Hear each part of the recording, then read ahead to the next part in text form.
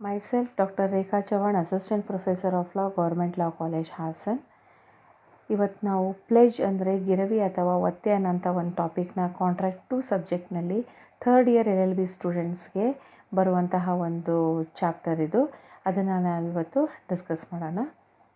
So pledge ಅಂತಂದರೆ ಗಿರವಿ ಅಥವಾ ಒತ್ತೆ ಅಂತಂದರೆ ಯಾವುದೇ ಸಾಲದ ಭದ್ರತೆಗಾಗಿ ಅಥವಾ ಯಾವುದೇ ವಚನ ಪಾಲನೆಯ ಭದ್ರತೆಗಾಗಿ ಸರಕುಗಳ ಉಪನಿಧಾನ ಮಾಡುವುದಕ್ಕೆ ಗಿರವಿ ಅಂತ ಕರೆಯಲಾಗುತ್ತದೆ. So pledge is a special kind of a bailment ಅಂತಂದರೆ ಇದು ಒಂದು ರೀತಿಯ ವಿಶೇಷವಾದಂಥ ಉಪನಿಧಾನ ಅಂತ ನಾವಿಲ್ಲಿ ಹೇಳ್ಬೋದು. So it is a transfer of a goods as a security for a debt or a performance of a debt. ಇದು ಎರಡು ಒಂದು ಉದ್ದೇಶಕ್ಕಾಗಿ ಇಲ್ಲಿ ಸರಕುಗಳನ್ನು ವರ್ಗಾವಣೆ ಮಾಡ್ತಾನೆ ಒಬ್ಬ ವ್ಯಕ್ತಿ ಇನ್ನೊಬ್ಬ ವ್ಯಕ್ತಿಗೆ.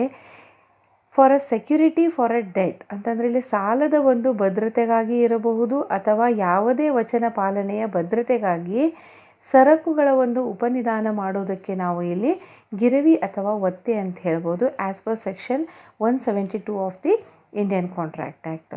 So pledge is a transfer of a goods as a security for a debt or a performance of a promise, and it involves two parties. The first party is called as a pledger. Pledger is a person who offers goods as a security for a loan or a performance of a promise. So ಇಲ್ಲಿ ಉಪನಿದಾತನಿಗೆ ಗಿರವಿ ಇಟ್ಟವನೆಂತಲೂ ಯಾರು ಆ ಸರಕುಗಳನ್ನು ಒತ್ತೆ ಇಡ್ತಾರೋ ಅವನಿಗೆ ನಾವು ಇಲ್ಲಿ ಆ ವ್ಯಕ್ತಿಗೆ ಗಿರವಿ ಇಟ್ಟವನೆಂತಲೂ ಆ ಒಂದು ವಸ್ತುವನ್ನು ಇಟ್ಟುಕೊಂಡು ಸಾಲವನ್ನು ನೀಡಿದಂತಹ ವ್ಯಕ್ತಿಗೆ ಗಿರವಿ ಇಟ್ಟುಕೊಂಡವನೆಂತಲೂ. So pledgee, he is a person to whom the possession of the goods is transferred. So that person is called as a pledgee or a pawnee ಅಥವಾ ಗಿರವಿ ಇಟ್ಟುಕೊಂಡವನು ಅಂತ ನಾವಿಲ್ಲಿ ಹೇಳ್ಬೋದು. So pledgee and pledgor, these two persons are the parties to a pledge contract ಅಂತ ನಾವಿಲ್ಲಿ ಹೇಳ್ಬೋದು. So coming to the essentials characteristics of a pledge. So there are 3 essential characteristics. The first one is delivery of possession, second one is delivery should be by way of a security, last one in pursuance of a contract. So as far as the first essential is concerned, that is delivery of the possession.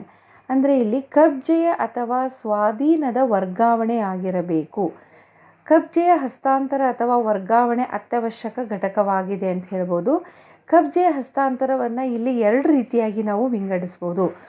ಮೊದಲನೇದು ವಾಸ್ತವಿಕ ವರ್ಗಾವಣೆ ಅಂದರೆ actual delivery, ಎರಡನೇದು ಭಾವಿತ ವರ್ಗಾವಣೆ ಅಂದರೆ constructive delivery. So in pledge there must be a delivery of goods. It may be either constructive or actual delivery of goods or movable property. So only transfer of possession, not the title, passes to the pledgee. So the ownership remains with a pledger. For example, delivery of a key of a warehouse where goods are stored indicates a constructive delivery of a goods.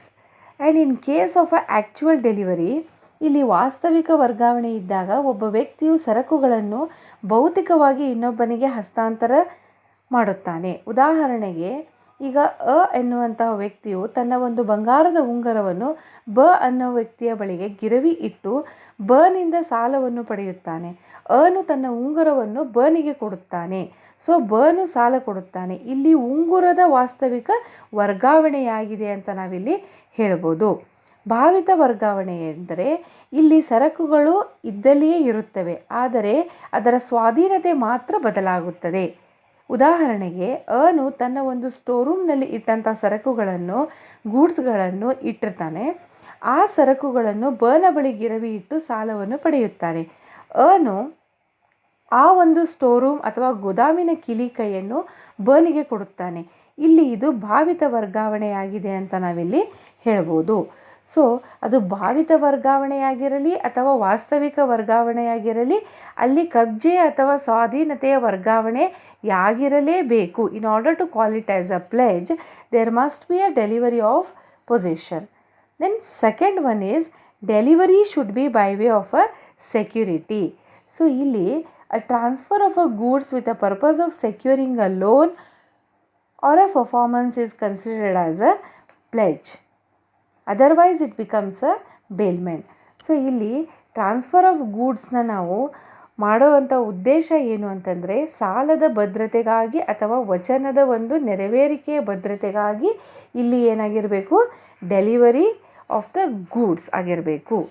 So for example, X borrows rupees 1000 from Y and gives his mobile as a security for a payment of a debt.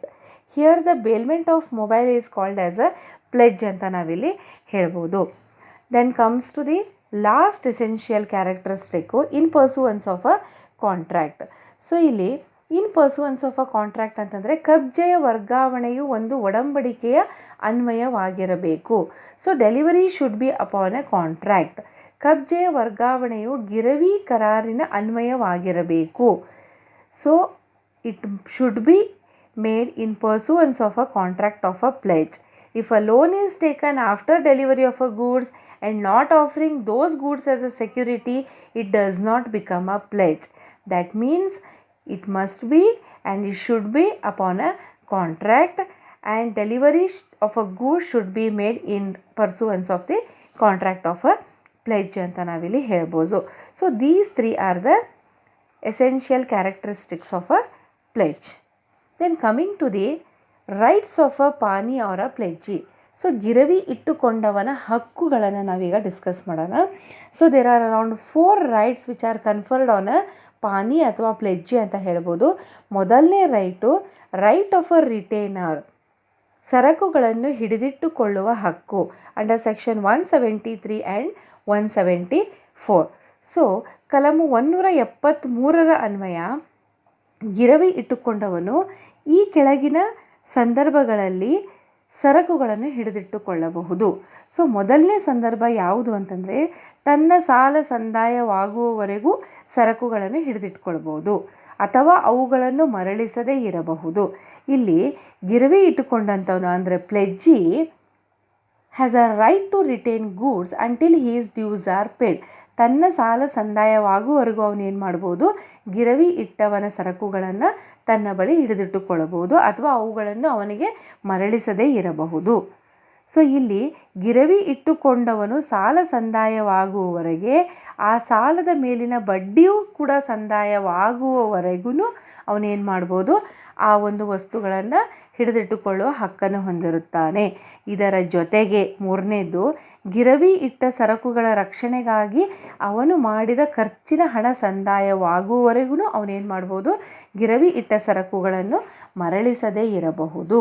So here the expenses includes the amount of a debt, any interest on a debt and all necessary expenses in connection with the possession of the goods and safe keeping maintenance of those goods ಅಂತ ನಾವಿಲ್ಲಿ ಹೇಳ್ಬೋದು. So this is with respect to section 173. Then coming to the section 174, which provides for right to retain goods for subsequent advances. So ಗಿರವಿ ನಂತರದ ಸಾಲದ ಬಗ್ಗೆ ಇದು ಉಪಬಂಧಿಸುತ್ತದೆ. ಕಲಮು 174ರ ಅನ್ವಯ ಯಾವ ಸಾಲಕ್ಕಾಗಿ ಗಿರವಿ ಇಡಲಾಗಿದೆಯೋ ಅದೇ ಸಾಲಕ್ಕೆ ಮಾತ್ರ ಗಿರವಿ ಅನ್ವಯಿಸುತ್ತದೆ. ಆದರೆ ಗಿರವಿ ಆದ ನಂತರ ಒತ್ತೆ ಇಟ್ಟವನು ಅದೇ ಸಾಲಿಗನ ಬಳಿ ಹೆಚ್ಚಿನ ಸಾಲವನ್ನು ಪಡೆದುಕೊಂಡರೆ ತದ್ವಿರುದ್ಧದ ಒಡಂಬಡಿಕೆ ಇರದ ಹೊರತು ಆ ಹೆಚ್ಚಿನ ಸಾಲಕ್ಕೂ ಈಗಾಗಲೇ ಇಟ್ಟಂಥ ಸರಕು ಏನಾಗುತ್ತದೆ, ಭದ್ರತೆಯಾಗುತ್ತದೆ. ಸೊ ಅಂಥ ಸಂದರ್ಭದಲ್ಲಿ ಆ ಹೆಚ್ಚಿನ ಸಾಲ ಮರುಪಾವತಿ ಆಗುವವರೆಗೂ ಆ ಒಂದು ಪ್ಲೆಜ್ಜಿ ಏನು ಮಾಡ್ಬೋದು ಅಥವಾ ಒತ್ತೆ ಇಟ್ಟುಕೊಂಡವನು ಆ ಸರಕುಗಳನ್ನು ಹಿಡಿದಿಟ್ಟುಕೊಳ್ಳಬಹುದು ಅಂತ ನಾವಿಲ್ಲಿ ಹೇಳ್ಬೋದು. So right to retain goods for a subsequent advances. Then coming to the second very important right ಯಾವುದು ಅಂದರೆ under section 175, right to extraordinary expenses. So ಇಲ್ಲಿ ಅಸಾಧಾರಣದ ವೆಚ್ಚದ ಹಕ್ಕು ಅಂತ ಹೇಳ್ತೇವೆ ನಾವು ಇದಕ್ಕೆ.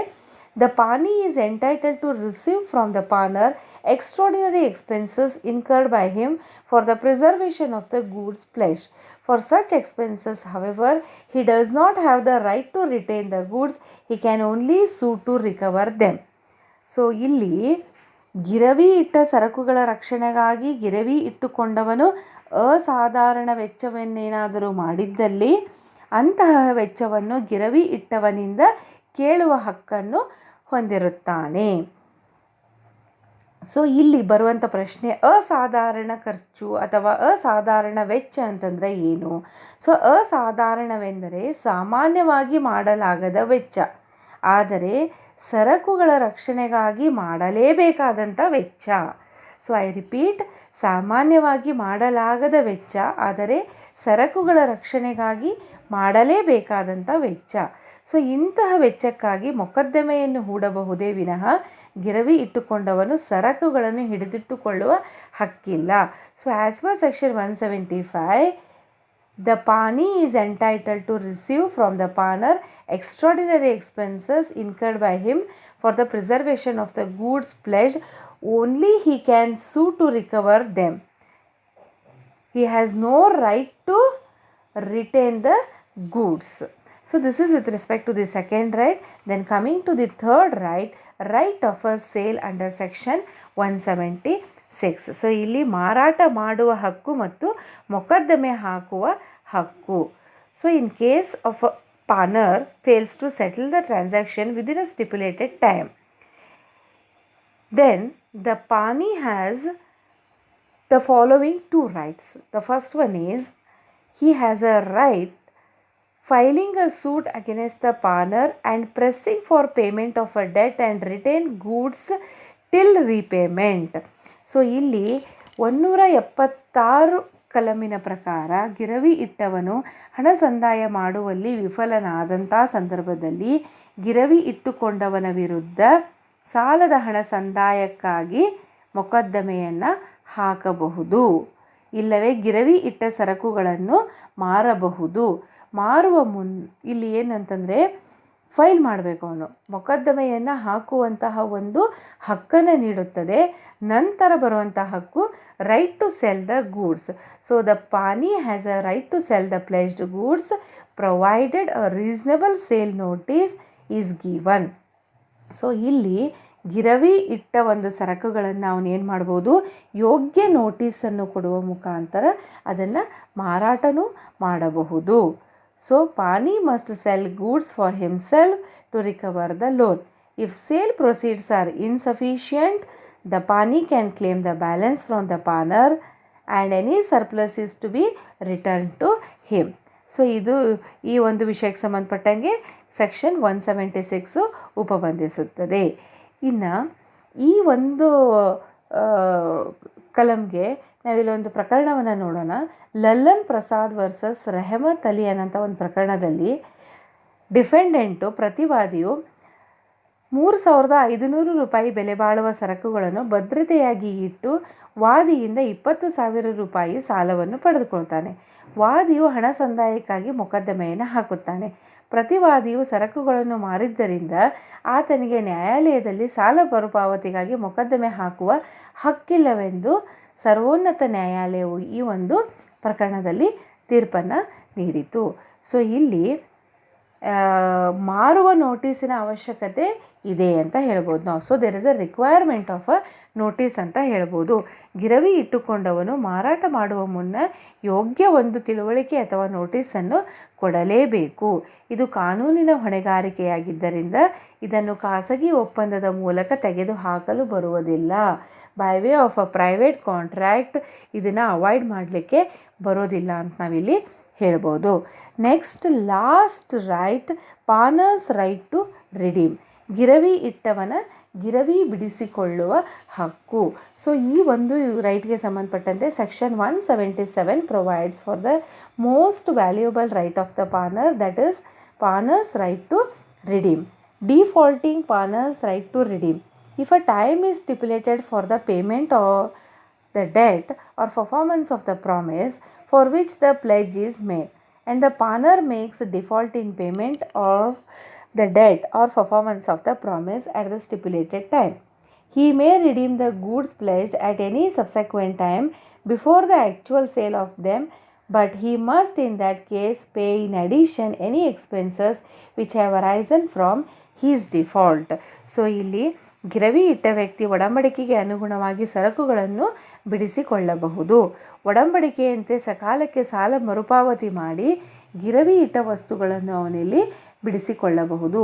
ಸಾಲ ಮರುಪಾವತಿಯ ದಿನ ಮುಗಿದಾದ ಮೇಲೂ ಅವನು ಆ ಸರಕನ್ನು ಮಾರುವ ಮೊದಲು ಗಿರವಿಯನ್ನು ಬಿಡಿಸಿಕೊಳ್ಳಬಹುದು.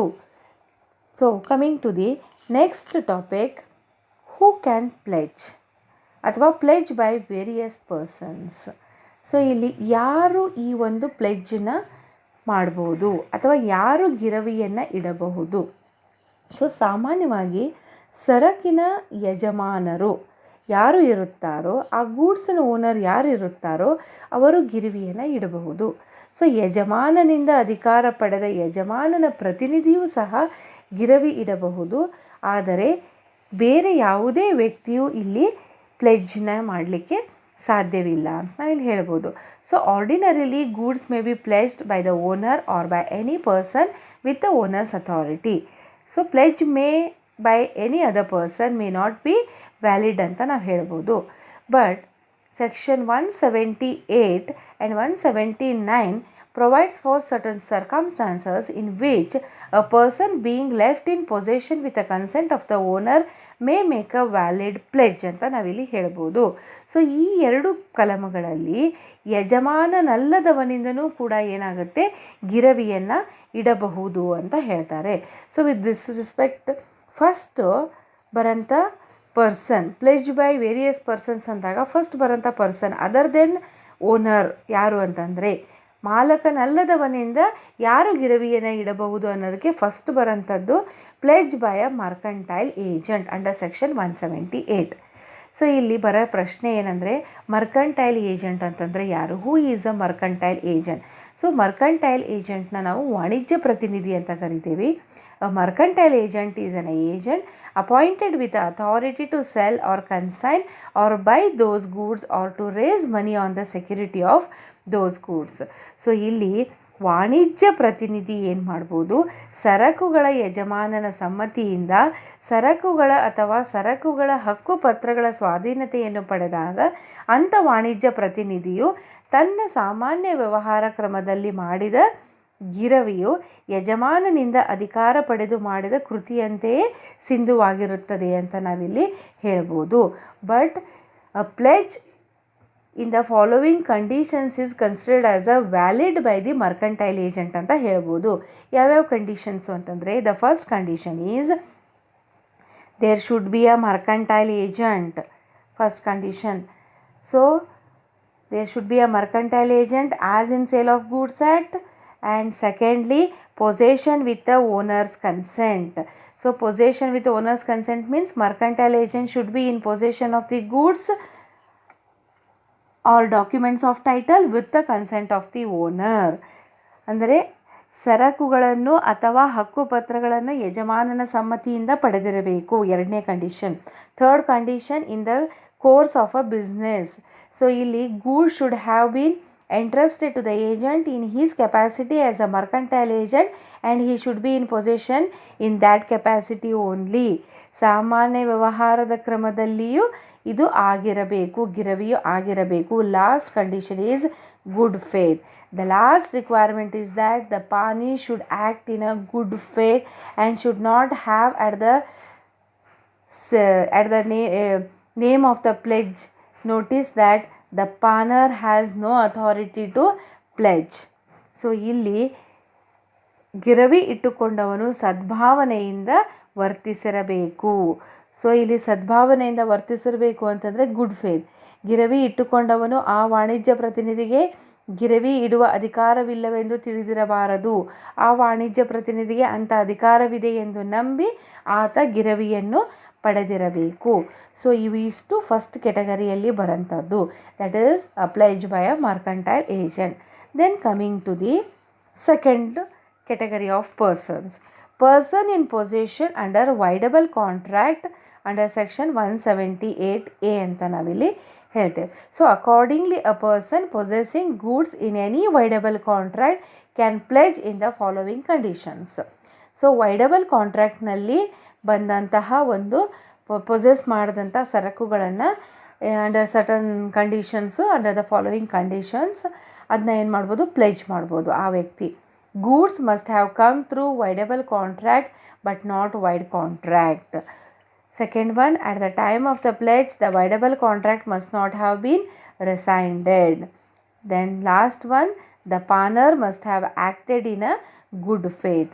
If these three conditions are fulfilled, then a person in possession under voidable contract can make a valid pledge ಅಂತ ನಾವು ಹೇಳ್ಬೋದು. ಇದಕ್ಕೆ ಸಂಬಂಧಪಟ್ಟಂತೆ ಒಂದು example, a fraudulent person purchased a valuable ring from B and gave a fake check to B, and B came to know about such fraud of A, but by that time A had pledged that ring to C, who had received in good faith. So it was held that pledge was a valid ಅಂತ ನಾವಿಲ್ಲಿ ಹೇಳ್ಬೋದು. So this is with respect to the who can pledge. Then coming to the last aspect of the who can pledge by a pledgee under section 179. So where a person pledges goods in which he has only limited interest, the pledge is valid to the extent of that interest. So ಇಲ್ಲಿ ಕಲಂ 179 ಪ್ರಕಾರ ಒಂದು ಸರಕಿನ ಮೇಲೆ ಪರಿಮಿತ ಅಧಿಕಾರವನ್ನು ಹೊಂದಿದ ವ್ಯಕ್ತಿ ಆ ಸರಕನ್ನು ಗಿರವಿ ಇಟ್ಟರೆ ಆತನ ಪರಿಮಿತ ಅಧಿಕಾರಕ್ಕೆ ಸಮನಾಗಿ ಆ ಗಿರವಿಯು ಮಾನ್ಯವಾಗುತ್ತದೆ ಅಂತ ನಾವಿಲ್ಲಿ ಹೇಳ್ಬೋದು. ಉದಾಹರಣೆ ತೆಗೆದುಕೊಳ್ಬೇಕಂದ್ರೆ, ಅನು ತನ್ನ ಬಂಗಾರದ ಉಂಗುರವನ್ನು 4,000 ರೂಪಾಯಿಗೆ ಬನ ಬಳಿ ಒತ್ತೆ ಇಡುತ್ತಾನೆ. ಆದರೆ ಅದರ ಬೆಲೆ 10,000 ರೂಪಾಯಿ. ಈ ಉಂಗುರದಲ್ಲಿ ಬನ ಅಧಿಕಾರ 4,000 ರೂಪಾಯಿಗೆ ಮೀರಿಲ್ಲ. ಆದ್ದರಿಂದ ಬನು ಅದನ್ನು ಕನ ಬಳಿ 3,500 ರೂಪಾಯಿಗೆ ಮೀರದಂತೆ, ಅಂದರೆ 4,000 ರೂಪಾಯಿಗೆ ಮೀರದಂತೆ ಗಿರವಿ ಇಟ್ಟರೆ ಅದು ಊರ್ಜಿತವಾಗುತ್ತದೆ. ಸೊ ಇಲ್ಲಿ ಒಂದು ಸರಕಿನ ಮೇಲೆ ಪರಿಮಿತ ಅಧಿಕಾರವನ್ನು ಹೊಂದಿದ ವ್ಯಕ್ತಿ ಆ ಸರಕನ್ನು ಗಿರವಿ ಇಟ್ಟರೆ ಮತ್ತೊಮ್ಮೆ ಆತನ ಪರಿಮಿತ ಅಧಿಕಾರಕ್ಕೆ ಸಮನಾಗಿ ಆ ಗಿರವಿಯು ಮಾನ್ಯವಾಗುತ್ತದೆ ಅಂತ ನಾವಿಲ್ಲಿ ಹೇಳ್ಬೋದು. So coming to the last topic under this chapter pledge, that is comparison with bailment. So ಉಪನಿಧಾನದ ಜೊತೆಗೆ ನಾವಿದನ್ನು ಒಂದು ಕಂಪ್ಯಾರಿಸನ್ ಮಾಡಿದಾಗ ನಮಗೆ ಸಿಗೋದು ಈ ಕೆಳಕಂಡ 5 ವ್ಯತ್ಯಾಸಗಳು ಅಂತ ನಾವಿಲ್ಲಿ ಹೇಳ್ಬೋದು. ಸೊ ಮೊದಲನೇದು ವ್ಯತ್ಯಾಸ, ಉಪನಿಧಾನದಲ್ಲಿ ಸರಕುಗಳನ್ನು ಜೋಪಾನವಾಗಿಟ್ಟುಕೊಳ್ಳಲು ನೀಡಲಾಗುತ್ತದೆ, ಆದರೆ ಸಾಲಕ್ಕೆ ಭದ್ರತೆಯಾಗಿ ಅಲ್ಲ. So in case of a bailment, the goods are delivered for safe keeping, not as a security for a loan. Whereas in case of a pledge, goods are delivered as a security for a loan ಅಂತ ಹೇಳ್ಬೋದು. So ಒತ್ತೆಯಲ್ಲಿ ಸರಕುಗಳನ್ನು ಸಾಲಕ್ಕೆ ಭದ್ರತೆಯಾಗಿ ನೀಡುತ್ತಾರೆ, ಕಾನೂನು ರೀತಿಯ ಹೊಣೆಗಾರಿಕೆ ನಿಭಾಯಿಸಲು ಕೂಡ ಇಲ್ಲಿ ಒತ್ತೆಯನ್ನು ಇಡುತ್ತಾರೆ. ಸೊ ಇದು ಮೊದಲನೇ ಒಂದು ವ್ಯತ್ಯಾಸ. So then coming to the second distinction, ಉಚಿತ ಉಪನಿಧಾನದಲ್ಲಿ ಉಪನಿದಾತನು ಹಿಂತಿರುಗಿಸಲು ಕೇಳಿದಾಗ ಸರಕು ರಕ್ಷಕನು ಸರಕುಗಳನ್ನು ಹಿಂದಿರುಗಿಸಬೇಕು. In case of a gratuitous bailment, the bailee is bound to return goods on demand by the bailor. But in case of a pledge, ಗಿರವಿಧಾರಕನ ಸಾಲವು ವಸೂಲು ಆಗುವವರೆಗೆ ಗಿರವಿ ಇಟ್ಟವನಿಗೆ ಗಿರವಿ ಸರಕುಗಳನ್ನು ಹಿಂದಿರುಗಿಸಬೇಕಾಗಿಲ್ಲ.